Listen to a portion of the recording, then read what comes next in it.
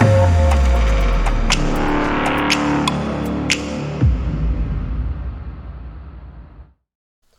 guys, welcome back to IRCTC project. In this video, we are going to see how to implement CSS in the website. It can be of three types: internal, external and inline. In this video, we are going to use internal and inline CSS styling. Now, for the internal part, we will apply or we will make style tags in the head section.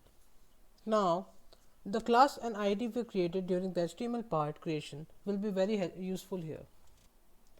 Now we will adding a CSS to the first logo we inserted in the website. Now we will apply margin top attribute to logo 1 with an auto option. The auto option is used so that the browser can calculate a top margin by itself. But still, to make sure, we will use top left attribute to select or to position the logo. Now we can adjust width and height of the image, and the float option here is used to float any object to left or right.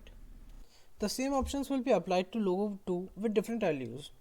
Now margin attribute is used to set the margin of an element, like how much gap it should have with other elements. There are different ways to define margin. When you write only one variable for the margin, it means that or it implies that all the four directions margin should be equal. When you define two variables, it means that top and bottom margin should have first variable and right and left margin should have second variable. If you define four variables, it means that margin gap for top, right, bottom, left respectively in the order. Now in logo 1 we will apply inline CSS. In this CSS we just have to apply style as an attribute with the logo. Starting tag, you can say if some tag has starting or end tag. Now you can apply any type of style you want to apply on the elements using double inverted commas. Here I have inserted the margin with four variables like I have discussed earlier. Now we will apply the margin right option in logo 2.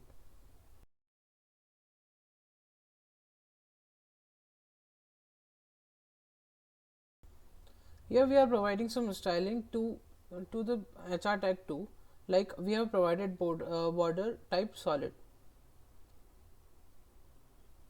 Now we will provide main body a background color that's white and a border of 0. In the border option, the margin options are same as the border options.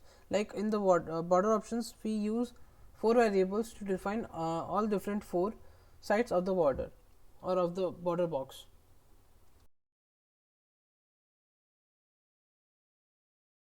Now providing margin to navigation 1 or to nav 1 class. Now in the original website we have some specific settings for login option, so we will provide some specific logins, some specific attributes here too, like padding, text decoration, etc. Padding tag is used to decide or set a gap between text or the given element and margin of the given element I will explain it in more detail later. Now the text decoration is used to provide text with some specific decorations. Here I am using underline as a decoration for login button. Now remember guys that for using any CSS or calling any class, we will use a dot with the class name. Like here I used dot before navbar01 to call navbar class. You can also write a like anchor tag before dot.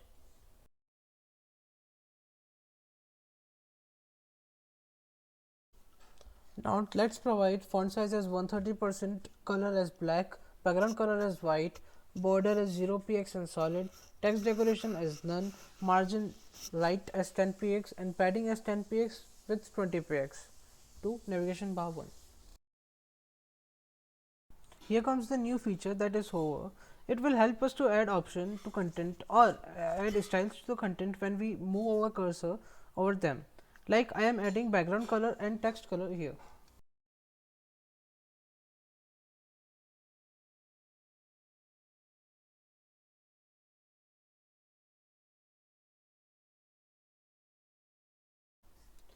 Now let's add some styling to Dropbar.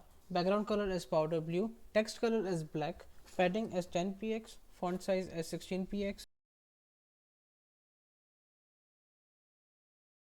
border as 0px with solid style and black color, cursor as pointer, margin top as 5px and margin right as 10px.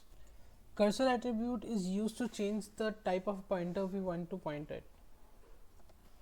Now applying CSS to dropbar details. Now we will apply display attribute as none, position attribute as absolute, background color as hashtag F9 F9 F9, minimum width as 160px, box shadow as 0px, 8px, 16px, 0px with a color, and z index x1 as 1. I will explain all these features of background details in next lecture.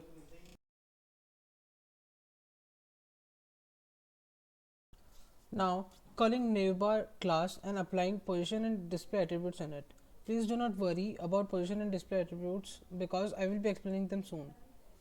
Now calling anchor tags from navbar details. We just have to write .navbar spacebar anchor and then we can start with the brackets for styling attributes. Now we will apply color black, text color as black, padding as 12px and 16px, text decoration as none and display as block.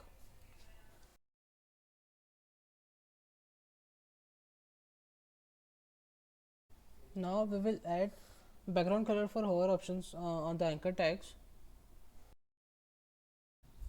In the next line you can see .navbar hover .dropbar d. This means that on dragging our cursor to navbar, the dropbar d content will get affected. The same operation can be applied to navbar options. Like here we applied background color. Now let's refresh and see the changes we have made in the website.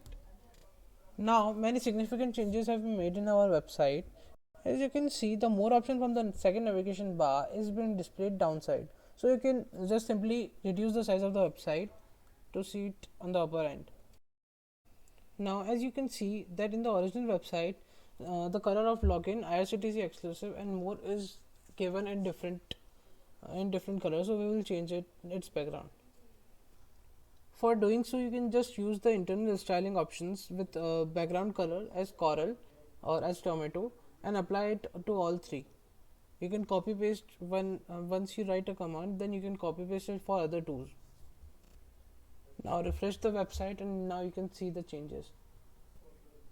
That's it for this video guys. See you in next lecture.